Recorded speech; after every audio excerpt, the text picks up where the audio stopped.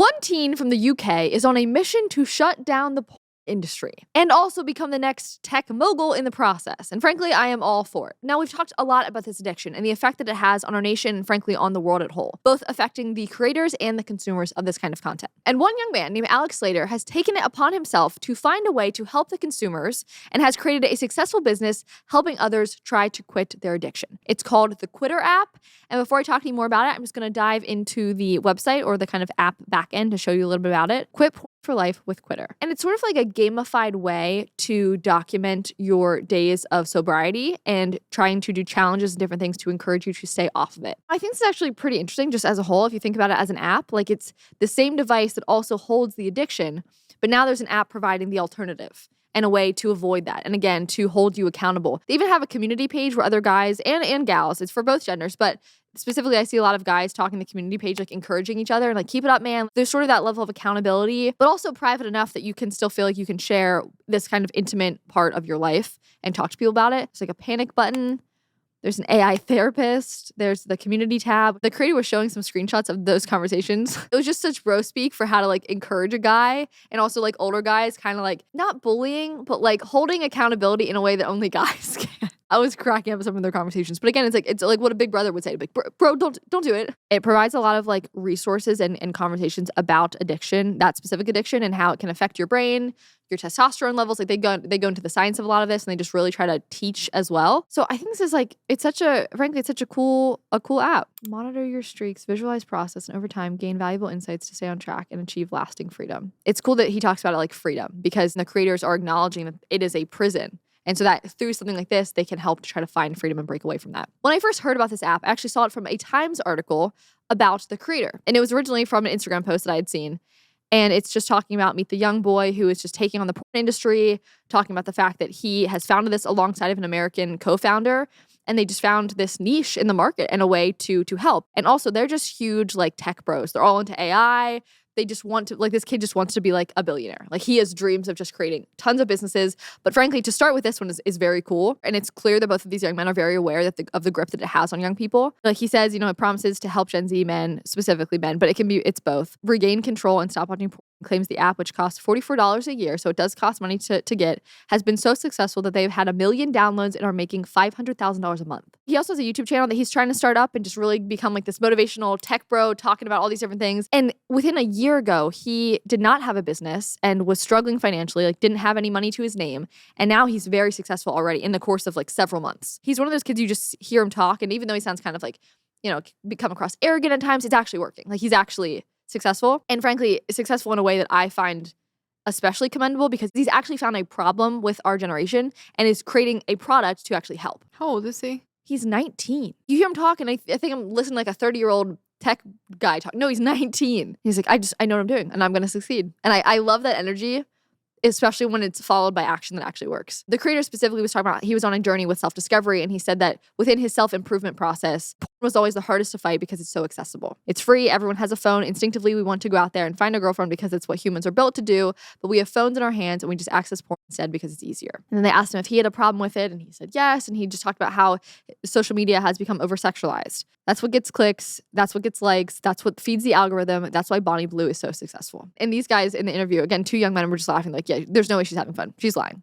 Which I love their dialogue about her in this interview. They're just like, no, if she's saying she's having fun, she's not.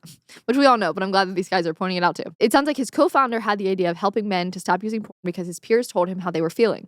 We saw a shift with Gen Z expressing the fact that porn's bad, it's not good for you, and you should quit watching it. It wasn't really cool to watch porn anymore. It was just kind of like, you're a loser if you watch porn, he says. Once you put it into that perspective, it's like, really? Wait, that's disgusting. So it's just these guys are totally changing the conversation around it. A lot of young men are in general. It's being more openly talked about in a way that is not glamorizing it, but in fact, it's like, ew, no, don't do that. And having that conversation that, frankly, it's uncomfortable, but it's starting to get people to change their minds. And that's a lot what this app does, frankly. That's what that community tab was kind of like, bro, really? No. Like but it's just guys talking to each other to get them to kind of snap out of it and to try to break free from it. And they took things from the manosphere about like self-improvement and like masculinity and having discipline. And then they both realized they had a similar passion about trying to break this and created this app. In that article, they were talking a lot about self-improvement and what that means both for their own lives, for whether it's eating differently, working out more, etc. And it made me think about my self-improvement journey and the fact that I have cut out all seed oils, largely in part to incredible companies like Masa Chips. Because Masa Chips are amazing and they have allowed me to continue my love for chips without having to consume the garbage seed oils. And instead, they're cooked with beef tallow, my absolute favorite. I put beef tallow on my face and now I consume it as well. And in case you guys didn't know this, seed oils now make up 20% of what the average American eats every single day. 20%. It's no surprise why so many people are seeking self-improvement because they're dealing with things like inflammation and feeling sluggish all the time. And a lot of that directly contributes to what we are eating. And that is why I love Masa Chips. They went back to the old school way of doing things with just 3 ingredients: organic corn, sea salt, and 100% grass-fed beef tallow. So there's no weird seed oils, there's no gross chemicals, none of that. And most importantly, they are so good and so incredible. When I'm at the airport, because they're for sale at this one place that I always see in the airport, I run to them because I'm like, finally, they're like a little beacon of health in an airport full of gross garbage. But don't just take it from me, it is beloved by tens of thousands of customers, and they have been endorsed by industry-leading health and nutrition experts. So if you are ready to give Masa a try, you can head to masachips.com, use code Conrad, and you will get 25% off your first order. masachips.com-Conrad and use code Conrad for 25% off your first order. You will thank me, trust me, it is so, so good and worth it. Again, we want to improve our bodies, we want to improve our health, and your food is one of the first steps. But also addictions, which we want to cut out from our lives. I got to reading an article and I was like, wow, that's refreshing. That's not what we see from Gen Z. I mean, again, I'm talking about the fact that Gen Z has a problem with it. Now we're seeing the Gen Z creators and these new up and coming tech moguls are trying to stop it and counteract it. So I'm like, wow, that's awesome. But I went to the comments of that Instagram post and saw a lot of people like this. Some random middle-aged dude, what a prude.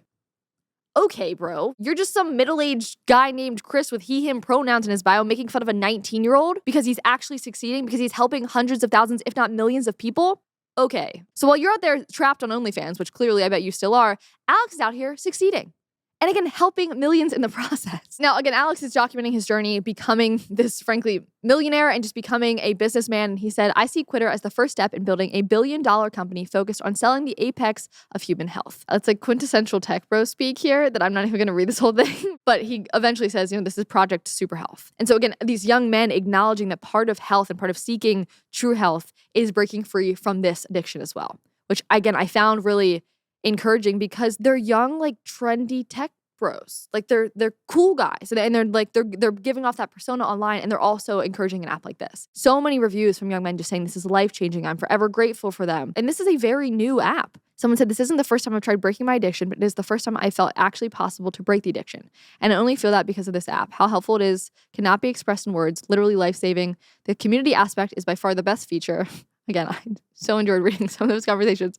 Just having someone to talk to about this is priceless. And after my 90 days, I will keep the app. It's the least thing I can do. This app gave me my life back. And a lot of commentary like that. And again, people just talk about that addiction at large about like, I was so beholden to this and now I'm free. And they use that terminology for a reason because it does have a power. Like I said, it has a vice grip over people. But I saw some people, trying to vilify this kid for the fact that he's charging money for this app and that he's obviously profiting and becoming very successful as a result of what they were saying is, monetizing other people's addictions. But then I paused and thought, that's wild that that's where this critique goes. That they're critiquing the young man because he's making money off of this, when that's what our culture is doing. That's what social media is doing. Every app is doing. Every website, frankly, every candy and junk food company, they're monetizing our addictions and keeping us addicted. For him, this app, it costs money, but he's breaking free from addictions. And I think that that's so powerful. And again, it's happening all around us 24/7, and yet they're going to try to vilify this guy for it, the one trying to break you free rather than the ones keeping you imprisoned. Like addiction centers, you have to pay to go to recovery. You have to pay to go to rehab. Unfortunately, not everything can be free. I get the desire to want all this to be free, and maybe if this app becomes successful enough,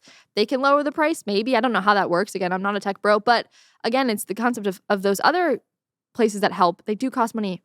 So it makes sense. Speaking of their marketing, I saw this one tweet. It was from actually May of this year, but it says, anti-corn app Quitter seeks to buy OnlyFans and shut it down. And this is on one of the big Twitter accounts. So this went viral. It had 11 million views. This is frankly just smart marketing. Obviously it says they seek to buy OnlyFans. Will they actually buy it? Can they even buy it? I don't know. But again, this is funny because it got everyone looking at that app. And frankly, that tweet alone was one of the first times that people had even heard of this app. Will they shut down OnlyFans? I hope so. It's smart marketing at the very least. And at most, I would encourage the guys, actually try to do it. Try to crush the beast. I talked about OnlyFans a couple days ago, but it was only founded back in 2016.